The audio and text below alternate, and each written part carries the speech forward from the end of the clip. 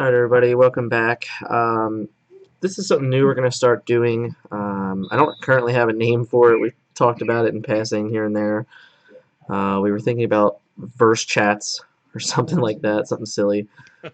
We'll come up with something cute. Yeah, we'll come up with something eventually, but for now, it's just going to be two of our members on a podcast discussing one specific topic for however long it takes. So. Oh God, please don't do that. No. We can't do that. So today it's me and Vin. How you doing, Vin? It's life, we'll say. What about you, Dan? You doing all right? Yeah, I can't complain too much. So, what are you gonna do? Mm-hmm. Alright, so on screen, you guys are already gonna see it. Our topic of the day is combo. And, yeah, what he said. I'm confident that everybody out there listening had a similar response. Probably. Alright, so in the end, this deck, it hasn't truly, I guess, truly, overtaken the meta or anything like that yet. But in the small sample sizes in which it's been played by a small sample size of people, it has done well. Yes, for sure. That was exhibited by the undefeated streak that Blaine had at EI, and then he was it top four at Vegas? Top 8. Top eight at Vegas. Okay. It was definitely top cut. I just couldn't remember exactly where it finished. Right. Um, I think first and foremost, before we truly start to break it down, what I want to say of how it has affected the meta is that it's affecting it by drastically forcing people to play cards on their sideboard. Absolutely. I mean, whether it's characters or obviously specific battle cards that I'm sure we'll get into, it's and we made a lot of jokes about it on Tech Talk, but there is that looming specter that you got to at least think about this when you're sleeving something up. Yeah, I agree. It's literally one of those. It's like if you ignore it, you're gonna lose to it type scenario. So it's very drastic that you make sure you are prepared to see this deck across from you, even if it is just once in the event. It's a matter of if you don't have anything, it's almost a guaranteed loss. Right. And as we all know, like eating those singular losses can significantly impact whether you make top cut, whether you make top X, whatever. It's going to knock you into another bracket. And at high level events or high competitive events, you can't afford to just go, oops, well, I guess I just lose sort of things, if you can help it, of course. Right, and it feels like most of the decks in the format can easily afford, 3 to 5 sideboard slots if they know that this is a gaping hole in their strategy. So, right. But in the end, it's still like, hey, that's half my sideboard committed to this deck that it hasn't fully taken over the meta, like I said earlier, but it exists and it has the capability of doing so. Yeah, without respecting it, and not to beat the dead horse, but like if you don't respect this sort of build, whether it's the specific one or others, you're just going to lose. Like it's attacking on an axis, and that is we've heard many times from the Wizards of the Coast team that is intentional. They want it to approach the game when somebody sits down with this on a different axis than everything else, and therefore most of your usual tools are going to be useless. Yeah, I agree. Okay, so we haven't done a lot of talking about this across our channel as a whole, but in the background, I feel like you and I are talking about this deck almost every day. Unfortunately, or fortunately, I guess depending on your outlook, that's for sure. It's gone back all the way to pre EI. So I think this was on Daring Escape specifically was on any competitive player's radar, at least to some extent. It literally says you win the game on it. You got to at least investigate it because it's the first of its kind in this game. So you have to try it out. And way back when well, I mean, it's obvious there were a few bannings and things like that that came in to break apart what was proving to be oppressive. Yeah, I agree. Yeah, you and I were probably, I think we're more of the combo players than anyone else on the team. But you and I, before a week before EI, we might have both ended up playing Daring Escape if it weren't for the MMG band. Absolutely. I was dead set on doing it. To be honest, I almost did it anyway. Right. Um, but it was, I mean, there have been a lot of words said about teams and trust and everybody else. So that's why I ended up going with the Galaxy plan anyway. But yeah, it's despite the MMG ban and despite all the efforts that people have put into fighting it, you really do need very specific silver bullets. You can't just attack this kind of thing. Or you sort of can, but we'll get to that later, I'm sure. Yeah, yeah, yeah. No, it is one of those things that when we first started playing the deck, like I dubbed it 8 minutes of silence because Yeah. you sent me a video and it was no audio and it was just you just playing solitaire and I'm just like, oh my god, this is awful. I can't bear watching this any longer. Yeah. What the But hell? it worked, and that's No, the I thing. know.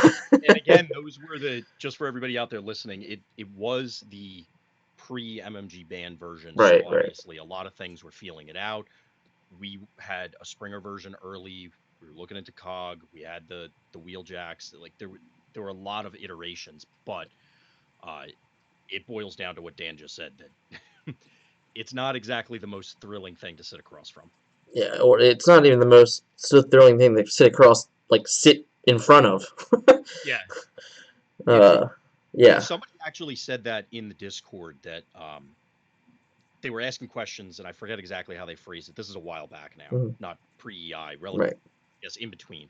And they said something to the effect of like, how do I test against this? How do I learn about it? How do I play it to figure it out? And I said, just you don't even need an opponent. You can literally script everything your opponent's going to do because if it's not A, B, or C, it doesn't matter. Right. And you can just go, well, if one of my characters is KO'd, what do I do? If two of them are KO'd, what do I do? If I have X amount of damage and there's Caliburst, or there's X amount of damage and Lord Megatron, or all the other things that people have suggested over time, which we'll again touch on, not to be a broken record, but Hmm. the you don't need an opponent. It's very much your plan. Once you hit a certain point, the inertia takes over and you're playing your own game. It doesn't matter what your opponent's doing. They can, as people were joking online, they can get up and go get dinner. It's not even a joke. It's a fact. Yeah. Yeah, it's actually true. Yeah, I mean, I've heard all of it. It's like while you're playing, your opponent is the one setting up your triggers. Like Yeah. that's the extent of them playing, which that's a whole other problem in itself, obviously. Yes, and we probably don't want to get into that No, piece because it is an no, extensive discussion, yeah, yeah, and it's already kind of moot. Like we've already heard, everybody's heard everything by this point. right. All right, so let's break down Blaine's list here, Sure. um, and we can discuss pretty much his strategy, and he has had a couple articles, he has had a video, um, or two. I'm not even sure at this point. And his version is definitely it's definitely a little bit more unique and a little bit more, I don't know, dare I say aggressive maybe.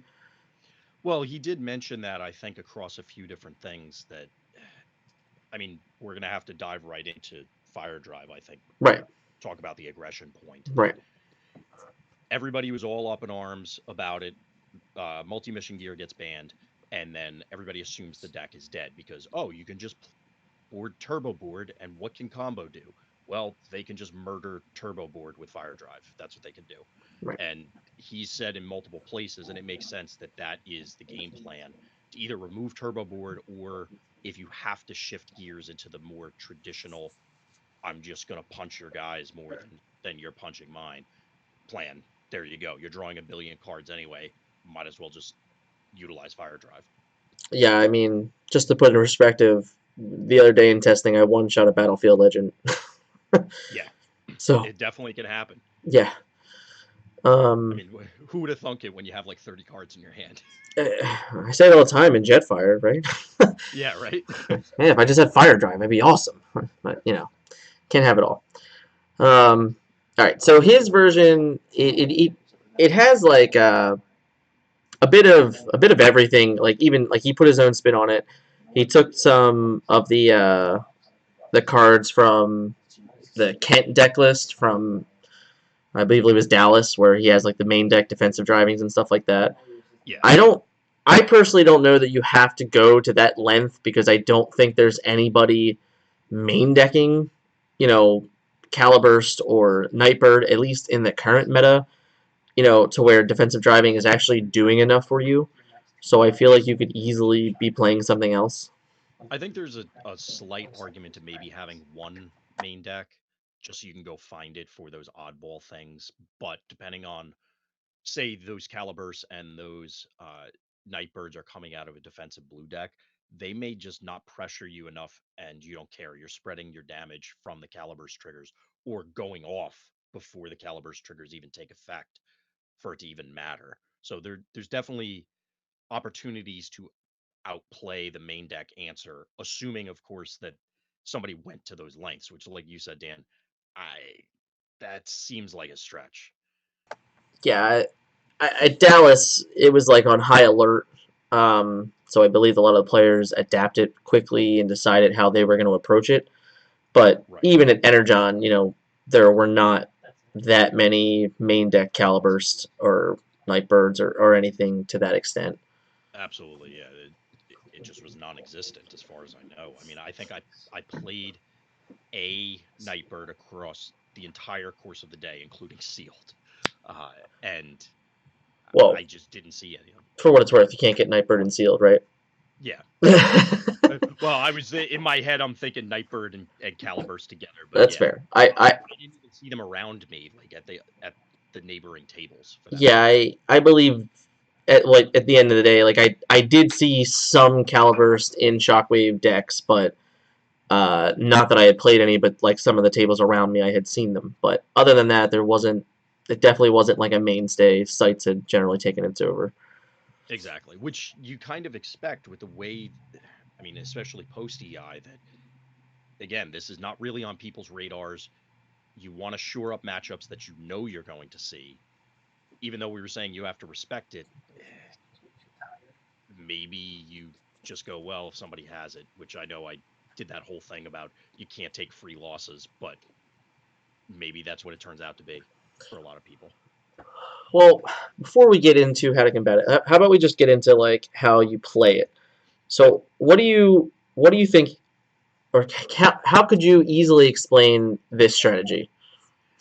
Well, the way I always look at combo decks, or really any deck, is critical turns. Like, where in the game are you trying to end it? So, obviously, if you're on the aggressive end or on the combo end, you're doing it quickly versus control. You're trying to drag the game out, or you're leveraging, bigger, tougher characters, no pun intended, to take over the game.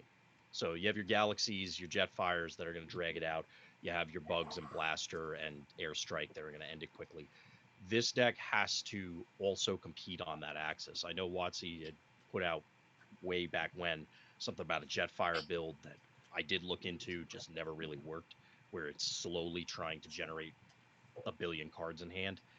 You just end up losing because you're not doing anything. So Right. in this, especially with his deck, you can see it in some of the videos. You can read it in some of the articles. You can go off by your turn three, and by turn three, I'm saying your third turn playing cards. Right. That includes like your half turn if you're going second. Right. So if you've played, and you can see from the deck list that Dan had put up there, the drill arms, the multi tools, the scrapper gauntlets, all of these upgrades should sound familiar from the swap parts deck way back when. And essentially, you're trying to accumulate a critical mass of upgrades to turn your equipment enthusiasts into the nuts, where you're drawing an absurd amount of cards every time you play one, and then utilizing things like brainstorm and showing off to produce either further actions or additional actions, and then you just kind of loop it from there until you can play Daring Escape. Now, I know that sounds obvious. I mean, that's the general idea of the deck. Draw a bunch of cards. Right. Um, and then just to like, in case you have not seen it, number one, definitely do your research and take a gander at this because it is confusing, as a whole, and it's hard. like we said, it's hard to like maintain, your play, kind of like your vision of the whole game because they're doing so many things and you're kind of just sitting there waiting. Honestly, my biggest as playing this deck, not to get ahead, but my biggest threat was always somebody distracting me, Right, like asking me a question, then go, wait, where are my triggers? And right, that's something that if you try this out and you're playing it, that's something you'll realize very quickly is trying to maintain what sequence they're in. Like the jokes in about the flashcards in the videos.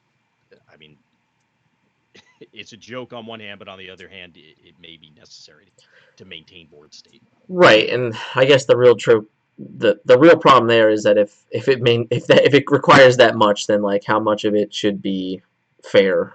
Oh yeah, that's a whole nother discussion, but Right. yeah, I'm Uh, with you there. but it's the little things, especially as the player. Like you're going to need some dice at the very least. If you're not going to go to the extent of flashcards, you need dice, preferably different colored dice. Yep. Um, and I it's would suggest definitely announcing everything loudly, if for no other yes, reason to remind yourself. Say, correct, this is my upgrade for turn. This is my upgrade from Springer, like obviously correct, not that order, but right, right, that sort of thing. right. And then some of the unique things in general that the deck tries to attack on also is like the Peace Through Tyranny. Um, yes, it's Peace Through Tyranny. We all know what that card does, but in this game, in this deck, it's definitely not in there just as a double orange. It's very much in there to attempt to steal a turn, preferably a turn with a secret action face down, uh, to as an answer to some of like the quote unquote answers to this deck. So one of the axes is always like, okay, I attack with my fire drive lives, and then I'm going to Peace through Tyranny because you played a face down action. So now I'm going to get 2 turns to win the game, and you're not going to have any interaction with me whatsoever for that second turn. Yep. And it's a very hard thing to counter. It's almost impossible. There's only a couple secret actions in the game that can even do that, and it would mean that you have to play them correctly and on time and know that your opponent's even going to Peace through Tyranny. So, Exactly. Yeah. as the player playing the deck, it's almost your best friend because it's almost like a guaranteed thing. Uh, your other big cards are Showing Off and Conversion Engine, or Showing Off and Kinetic Converter. I believe the more and more I played with Kinetic Converter, I like it's one of those like the earlier you get Kinetic Converter, the more value and like I think it's like the faster and easier you can go off because For sure. it helps you like really assemble the extra cards to have that turn 3 win, like if it's possible. Um, I will say this personally from playing it myself, it is much more complicated to win before a reset. Yeah. It's just because like without MMG and with that card being banned, there's just not enough actions or there's just not enough cards to allow you to have extra actions. So like unless you can assemble a hand of like double Showing Off, double Brainstorm, and 2 Enthusiasts, like chances are you're not going to be able to win that game in that turn with just like pep talks and confidences. Like you just don't have enough Right. gas to go off. Well, to But that end. yeah, Oh, sorry. no, I no, didn't mean good, to cut good, you off. good. Well, I was going to say to that end, it's also difficult going off that early, while possible. Just put that out there. It's difficult because and this is going to sound strange, you can generate extra actions. You have confidence, you have brainstorm, you have the showing offs. And yes, some of those aren't extra actions, they're replacement actions, for lack of a better way to describe it. But one of the biggest issues is you must have equipment enthusiast, in my opinion, at minimum 4, probably 5. Like 4 is cutting it super close. You need to draw everything you need off of uh, a 4 card enthusiast. That means that you need to somehow assemble 5 upgrades in potentially 3 plays. If you're talking about the turn 3 Right, go off turn. So it's weird that there's this delicate balance between trying to ensure, and if you play this deck, you'll definitely look back, well, why did I fizzle there? oh, because my equipment enthusiast only had it was only an ancestral recall, a draw 3 at one point, and that slowed me down so much that I couldn't continue going off.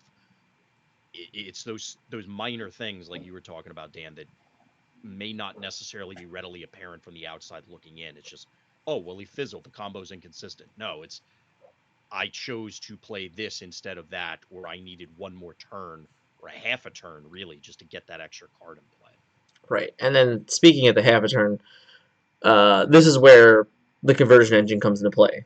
Yep. Because as the player, you can actually go off in theory and then end it before combat with like a pep talk, right? And just draw two Hmm. cards, and then you go into combat and you swing, and you get to flip 2 to 4 cards from that because there is a ton of whites in the deck, so it does happen. And the cards that get flipped get put into your play area, so they count as played cards in theory.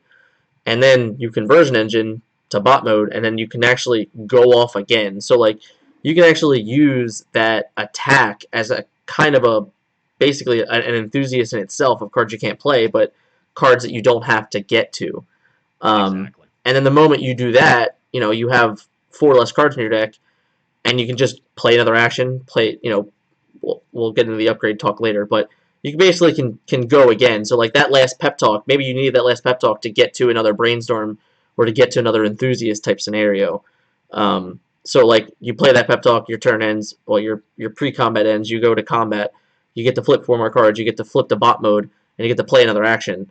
And then that extra action from the pep talk or whatever you may have played is like that's it. Like you're like, okay, well now I got it, so now I go off and I can actually win post combat.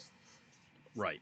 And it's funny to call attention to pep talk, similar to, we'll call it normal decks. You're never really excited to be playing pep talk. Right. It's fine.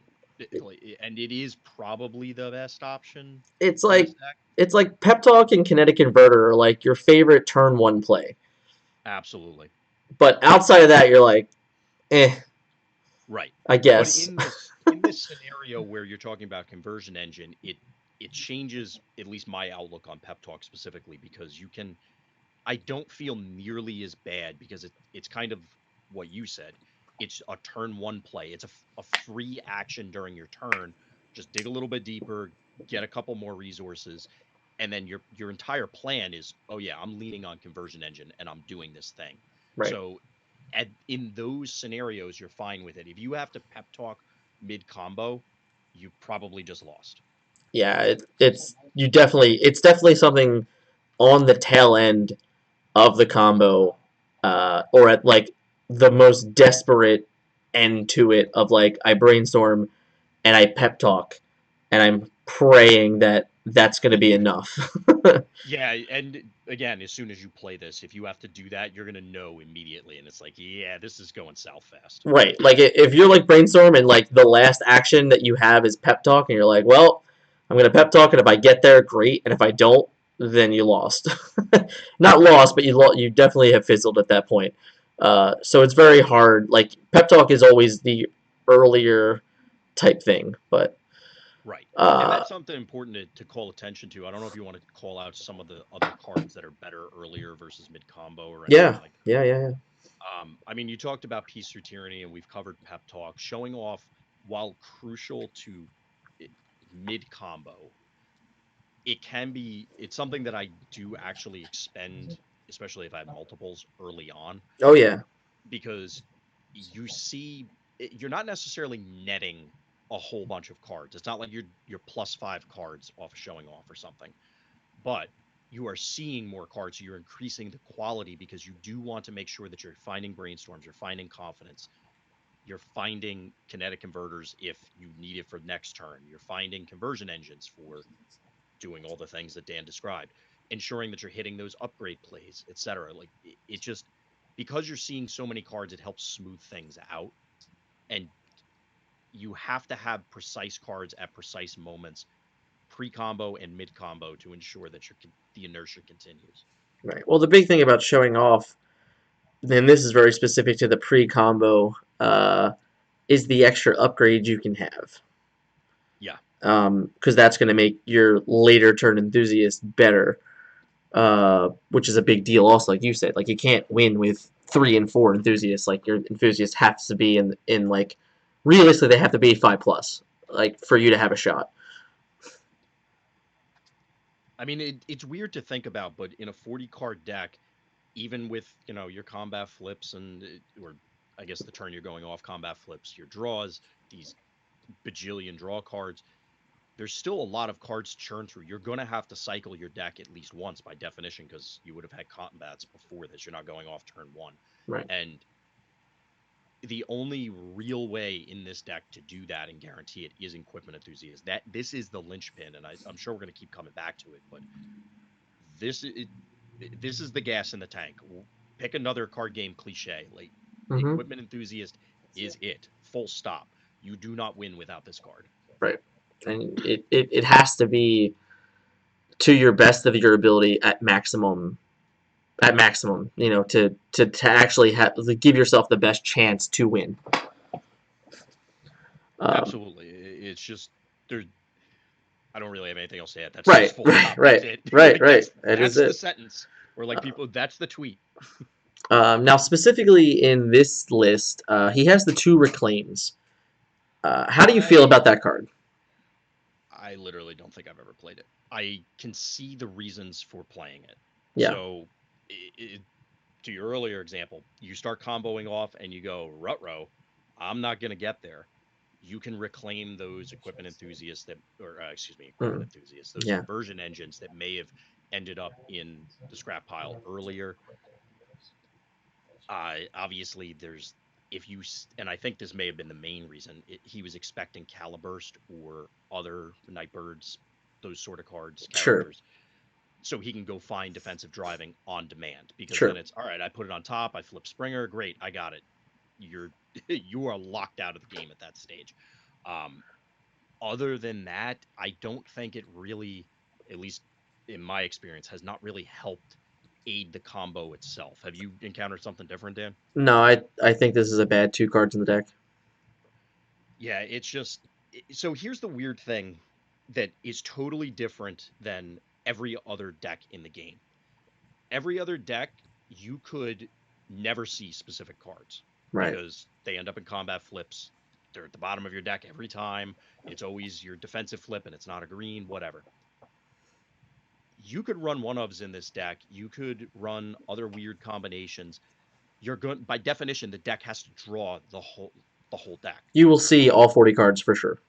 So barring a play error, barring some I don't even know what bizarre circumstance, like the one stupid sound wave card or something. I don't know. I can't even think of a good example, but you're gonna find the cards, and it's just a matter of when you find them and Hmm. trying to play to that. So knowing that your 2 conversion engines, one of them's in the scrap pile. All right, I gotta go dig for that.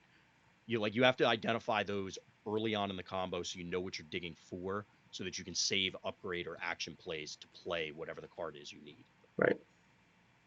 Yeah, and it's a big deal. Like you can just so easily, even if it was flipped early type scenario, you can still go off and set yourself up to give yourself the best chance to get to that converter engine after the shuffle. Yep. Because like that might just be it. Like that's just like this is what I'm like. This is like we were talking about. Like you play half your turn, you're like, well, I have to get the conversion engine, so you have to kind of go out. Especially if this is the only way you're going to win the game. Like you have to go all out. You're like, all right, well, I'm going to do all this, and then I'm going to reshuffle, and I'm going to have like 7 cards out of the 10 that I need to be a conversion engine. And that's actually so it's going to seem from the outside looking in that oh well they just always have it every time or like I said earlier that well this deck is so inconsistent how can they possibly do this that sort of thing. There have been tons of games that I played this where it's all right I'm going to reshuffle, I'm going to have 7 cards like Dan was describing, I'm an equipment enthusiast for 5, Mm-hmm. or I have 15 cards left, I'm an equipment enthusiast for 5 or Mm-hmm. 6 or whatever, and it's just playing against the odds of yeah I should air quotes find this piece because of the way things have worked themselves out. And it is very much, and I guess this is kind of what Watsy was going for. At each decision point, you have to say, all right, I'm going with this plan, cross my fingers and hope it works to some extent, which it's not quite that well, it's clearly not that random, but it's very much you have to put yourself in a position to play to outs as opposed to just, all right, the deck's gonna carry the day for me. Yeah, I'll say this much: this is probably the hardest deck to pilot in the entire game right now. Uh, It's weird because I always feel like I find this deck for me easier than even like simple ones where sure. it's just I don't know if it's because of the way my brain works or it's just I'm laser focused on, all right, I need to find brainstorm. If that doesn't happen, the whole thing falls apart. So then I free up neurons to not have to worry about things. Whereas if I'm playing aggro or control, I'm constantly counting and recounting combat math, and I think I mess with myself. Well, I just think it's the conception of what you said earlier. It's like it's so easy. It's you're so easily distracted that the moment you miss a step, the game could just be over. That's for So sure. like if you just miss any trigger, you forget about any trigger, it's like literally the difference of the game. So like if you have kinetic converter and you have showing off and you like forget to draw your second card on kinetic converter, like that literally that card could be the difference of the game. Absolutely. So that's why I said like it's to me it's like one of the more complicated puzzles of the game because it's like you have to do everything right, and the moment you miss, that's it. The game's over. Yeah, you have to be very, very meticulous with the triggers Yeah, and ensuring that you are sequencing things as you expect. It's not so much, I mean, obviously your plan is Daring Escape yeah, for the backup plan of Fire Drive, but it's not so much, all right, I'm taking this line before I even sit down. But you do need to identify early on, all right, I'm going to get X equipment for equipment enthusiasts by this turn based on my hand, based on my draws. My opponent is going to pressure me in X, Y, or Z ways. Can I get there? Do I right, need to shift gears to something else to try and make it happen? Like take a risk with an earlier Springer activation or something like that. right. Okay, I think that's enough about playing it. Yeah. Let's talk about playing against it. What do you think your how if you sit down across from this deck, how do you attack it? Well, I guess we'll take the easy one. I think this deck is a real dog to aggro. And Right, by that, I mean virtually any orange deck, especially if the orange deck goes first.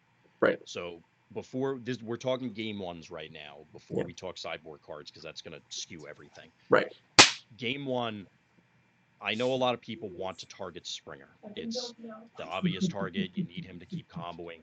But there is the potential that you just off the bat kill Fire Drive. mm-hmm. And then on your second attack, if they swing in with swoop, you may just kill him.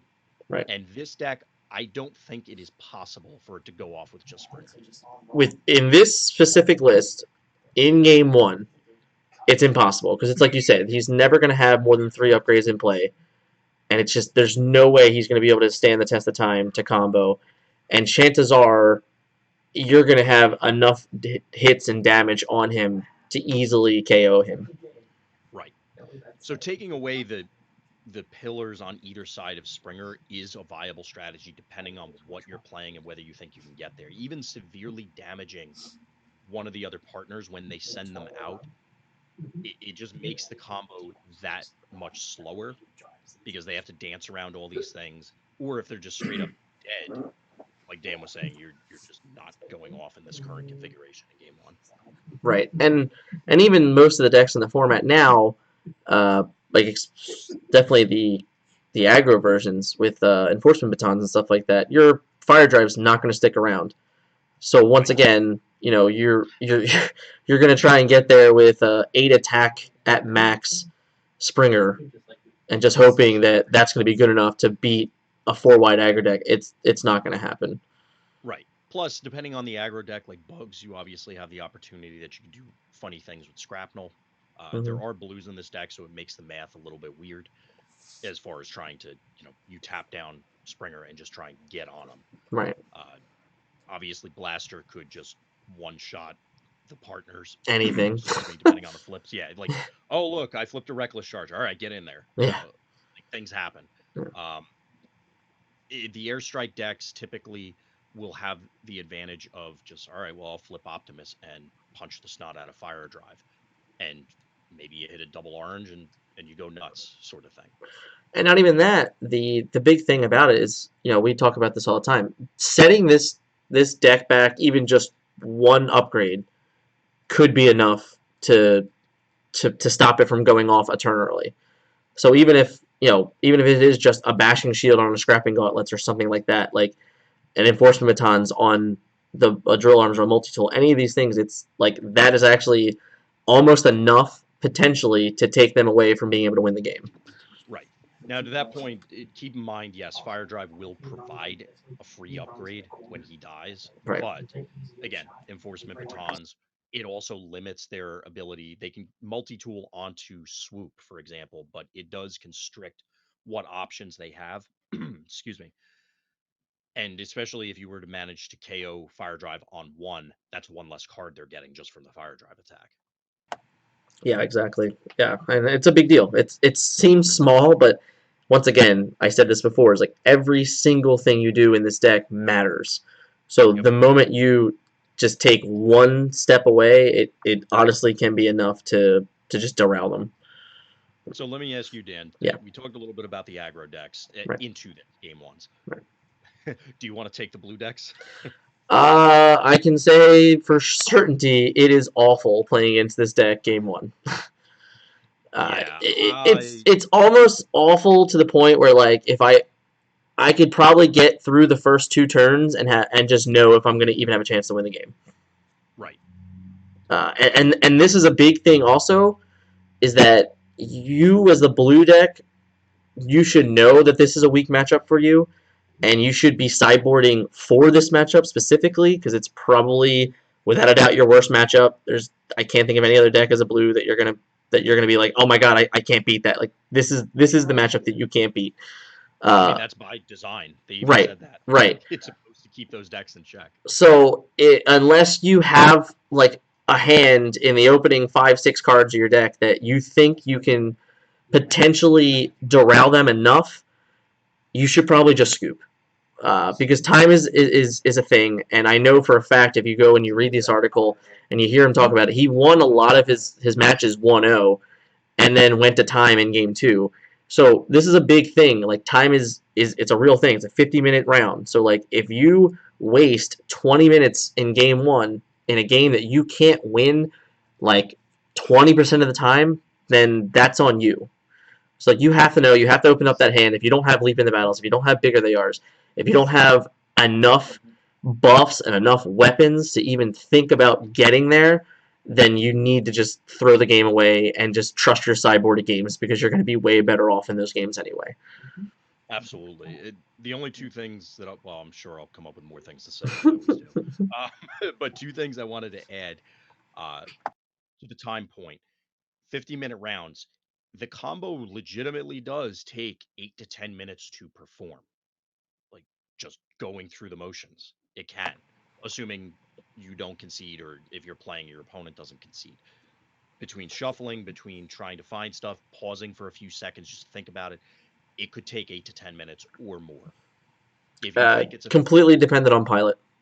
well, of course. Right. But it also, if your opponent is tracking all of your stuff, interrupting you as you're doing it, or you're doing the reverse, it can take a while. So to your point about conceding the games, 15 minutes, 15 minutes, 15 minutes, if it takes 10, you dragged out the game and forced them to prove they could do it in game one, it's very, very easy to end up never completing it. I just want to reinforce the point.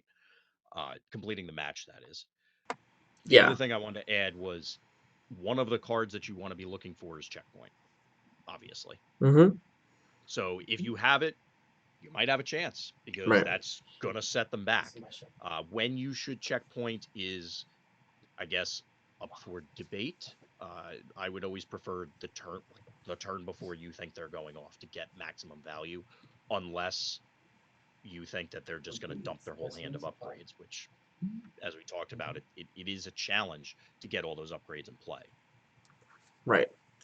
It's definitely probably going into their third turn So if that's your second turn or what however the game state is going, it's before they have a chance to go off. You should take your chance to checkpoint.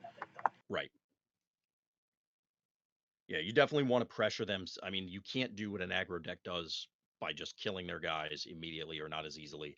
Uh, and some aggro decks do pack various discard, I guess, like espionage or something, maybe. Um, this is your out. You need to find those checkpoints and upgrade removal. Right, and we've tried this a couple different ways this weekend, where maybe you try and get off the combo route, and you're like, okay, I'm not gonna play, I can't win with Daring Escape, so I'm just gonna try and beat him with killing one of his guys and seeing how it goes. Hmm. I can tell you from experience, I one shot at a Battlefield Legend, I still lost the game. So like Yeah, the game, this deck isn't meant to win that way, and it even though it looks easy, it's like, oh, I can just easily flip the script and I can just do this. It's not going to work in your favor all the time. yeah. I mean, the Battlefield Legend example. Think about how many cards you have to sink into that, especially if they checkpointed you prior to that, and that's why you're on this plan to begin with. Right. That's a lot of cards, and now it's okay. Yes, I have Springer Fire Drive, but what are they left with, and how many more resources am I realistically going to have? Right. So, do you want to talk about post board? Yeah. Let's bring it on. So, I mean, the obvious stuff is obvious, I guess. Yeah. So, if you have other discard options, they are viable but not preferred. The card of choice is typically hijack for, I would like to believe, obvious reasons, but just to elaborate, they cannot go off while hijack is in play. Yeah. It's just impossible. They need to draw cards to win the game. So anytime you set a hijack as a secret action, you are buying yourself a turn. Now you need to make sure you capitalize on that turn. As we were discussing with the blue decks, you're going to want to play it to prevent that combo turn. But if you didn't sequence attacks properly, or there's something else weird happened where you can't connect in a way you want to, you bought yourself a turn that may not be valuable. It's really going to depend. The aggro decks, obviously, you're just pouring on pressure on top of disrupting them. So if I would be boarding 3 hijacks, and if you want to respect combo, and it's not just a matter of they're green, oh, I can only run one. No, if you hit like runner hijacks, it's intensely difficult to win. Yeah. It it's just a matter of this is kind of what we started with. Like this deck is basically creating all sideboards to respect it. Anyone in competitive event should respect this deck. So you may as well just say, okay, I have a 7 card sideboard because my first 3 cards were hijack. Right. And that may be okay for a lot of decks, but it definitely does influence things because it isn't completely free. You're going to have to accept that you're sacrificing points in other matchups to shore up this one. Yeah, and well, for what it's worth, I don't think it's a guarantee. Like it's not be like, oh, I sideboard 3 hijacks and I'm gonna win the game. Like that's not what No. I'm saying here. I'm saying if you don't sideboard 3 hijacks, you're definitely going to lose the game. Yes. And so we mentioned it earlier and touched upon the turbo board plan. It is possible for this deck, although you're sinking a lot of cards to kill Battlefield Legend and it didn't work out. Turbo board's a much different story. You can realistically eliminate him and continue comboing. Right, Especially out of an aggro deck. I think Blaine even mentioned this. It does lower the threat they present as a result by right. kind of by definition. So And you even do have as a control deck, it's they're not pressuring like you said earlier. So it's like, all right, cool. I had to waste a couple extra things that kill their turbo board, but they haven't done anything to stop me or prevent me from going off. right. And that's what it comes down to ultimately on against the control matchups is the control deck is not presenting any threats outside of their one big guy swing, which should rarely get onto a relevant character, and checkpoints, post board hijacks, or other alternatives. If you're not presenting it's not just disrupting them. They will get there eventually because Springer draws a lot of cards. you have to do something else. It's not just disruption. You can't just break up the combo and go, well, they fell apart. They're not going to go cry in the corner. They're going to get back on their feet. Right. It's inevitability. It's just that Right. simple. Uh, So aside from the two things I mentioned, Dan, Turbo Board and Hijack, what were you not happy about seeing on the other side of the table? so Battlefield, anything too tall orange was definitely a tough deal also because them limiting their own turns with two bigger attackers was definitely an issue.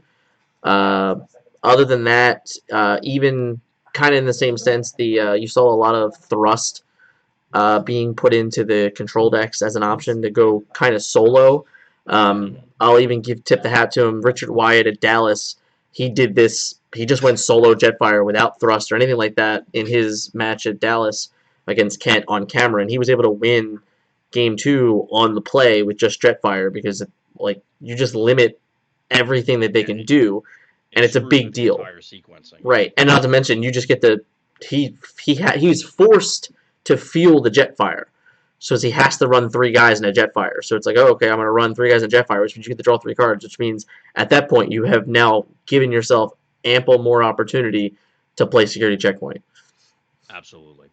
So things like that, like going smaller and taking turns away, I think it's a big deal. It's definitely hard for them to win on turn three as is. So if you go to a two tall aggro and you take away a turn from them, like they might not be able to win on that third turn, especially if you combine that with cards like Hijack or anything like I said earlier, like even just the Bashing Shield or just the Espionage or just a reprocess, like any of those things just to take them back a step. That third turn, they probably can't go off, which means you get to swing in again and hammer them with either one of your giant characters. Exactly. And it's you had mentioned reprocess, which is another thing that shows up in a lot of our main decks, and Right. it hasn't quite caught on in the general populace, I don't think, but it's growing, and that is a serious threat to this deck for all the reasons that Dan highlighted. The other thing I'd call out is while these characters going to those two tall lists or single tall, or if you're boarding in a character period to try and do weird things, whether it's thrust or other stuff, going first that can get you a game. Mm-hmm. It becomes a lot weirder when game three rolls around. Right. So it is one of those scenarios where it's like you lose game one because you're not favored, and then you go into game two and you get to be on the play and you get to win. That game three, it's kind of like way closer to 50-50 than you probably think it is. Right. Yeah, you're clearly disrupting them. That's the whole purpose of this sideboarding plan. But at the same time, they get to dictate the terms of combat because they get that first attack.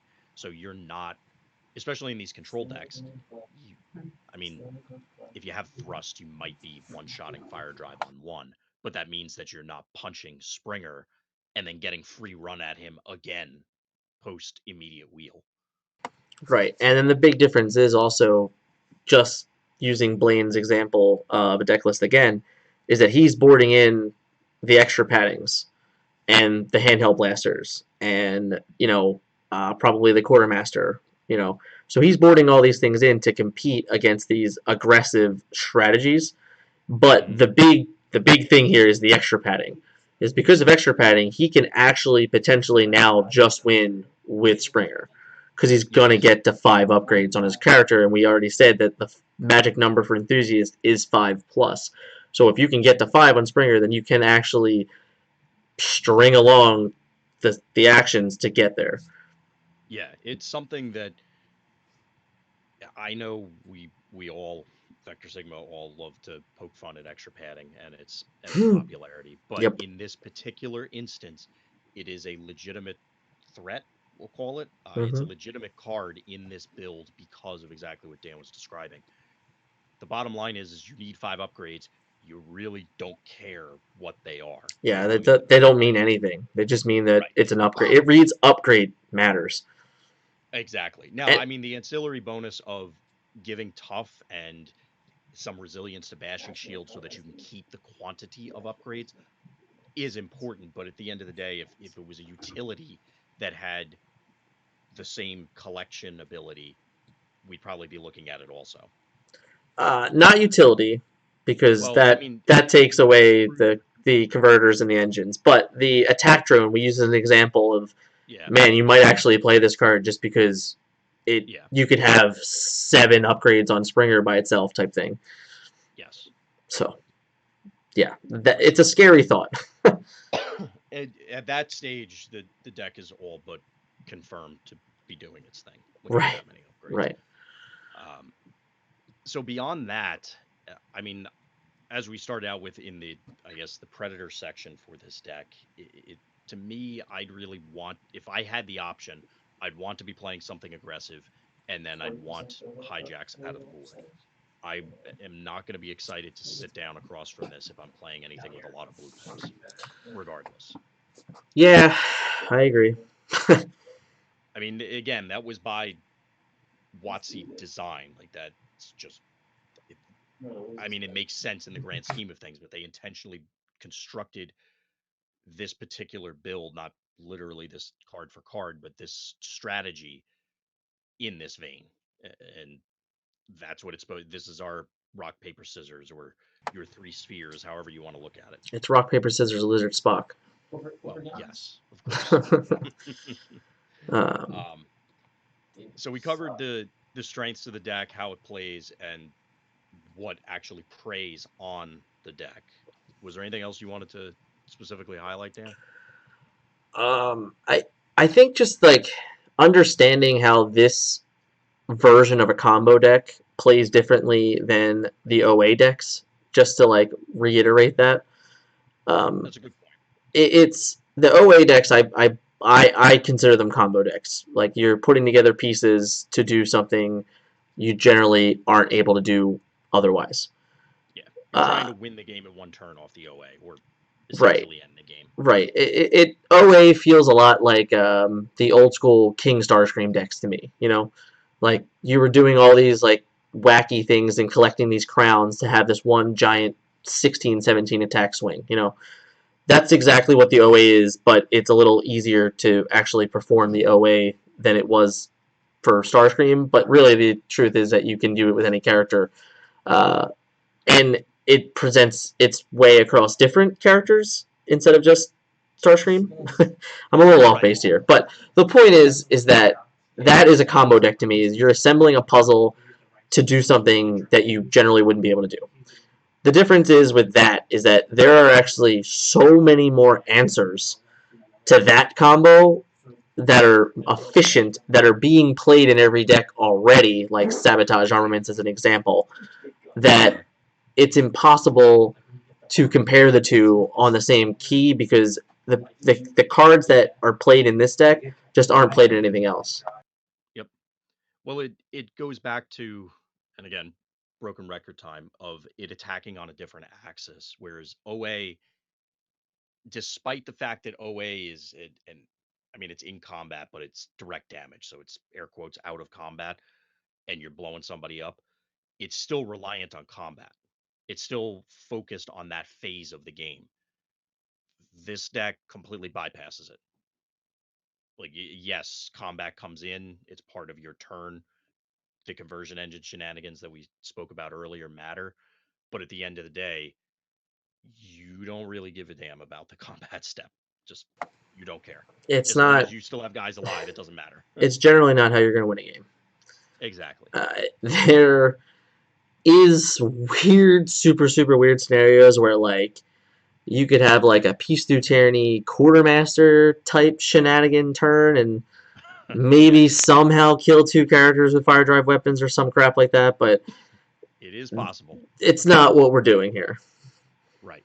And that's the thing that I think throws a lot of people off, especially if you haven't played other card games. It's up till Siege 2, everything was who punches harder, Right, and or how much can I block your punches. Now it's okay, they're we're introducing the Z axis. It's not just X and Y. right, right. Um, I think we pretty much covered at this point. If you're good, Yeah, I think we touched on all the bases. Obviously, if anybody has any further questions, definitely hit us up. We can do a supplemental on this, or if it's one-off things. I'm sure you guys will have some for the alpha cast as well. Right. Yeah. Yeah. More of that. Woohoo! Yeah. But All yeah, right. I think we touched on everything. We can probably close up shop. Yeah, sounds good. All right. Well, thank you for sitting down with me, Vince. This is a really, I think it's a really touchy subject for most of the community, and Yeah. it's very hard to follow the information because realistically, most of all the information has come from the same kind of like the same person or a very Yeah, limited literally. number of people. Yeah. So, I guess I have one other thought to add without going too far into it. right. I think this idea as a whole, combo decks that attack on another axis, we can debate whether they belong in the game, Sure. of course. I think personally, this specific iteration should be addressed only, and by addressed, I mean some kind of first party intervention, simply because of how it operates, like the actual physical logistics of comboing. Uh, It, that's that's fine. I agree. Yeah, I mean, again, I don't want to drag it out or go too far No. into it because we Yeah. could, but this is a if we're gonna say combo exists, fine, but combo needs to be concise, and this one isn't necessarily. Right. I think we've said at the end like a couple times. You know, it's definitely as you would say offline, but it's a matter of in the end this deck isn't a guarantee. And that's kind of where the problem consists is that in most games, whenever you're playing a combo deck, when you go off, you win. In this game, it's very capable that when you go off, you don't win, and that's like Yeah, the line that's really tough. Because like I understand from like the WotC standpoint of, well, we want that to exist, so there's a chance that it doesn't work. But the problem is that once you put time involved, and you're kind of asking players to bet on that, it's kind of a really bad situation. yeah. If this was, as you said in other games, it's okay. I play X number of cards. They interact in this way. I explain it to you, my opponent. I demonstrate it once and go, I'm going to do this 15,000 times to kill your board. Right. You don't have to do it 15,000 times. You No. just demonstrate and say, okay, I'm going to do this every time. Right. There's very much, and again, by design, it seems to be because they want that decision point of the emulating the Autobots escaping, of that feeling of, oh, well, we got to dodge this and then do that. And then we sneak this way. And yes, it sort of does that. But at the same time, for a competitive environment, that gets awkward very quickly. Yeah, I agree. So Okay. sorry, I dragged it out. That's okay. We tried. All right. Well, thank you again, Vince, for sitting down with me, and Thanks for having me. looking forward to doing it again.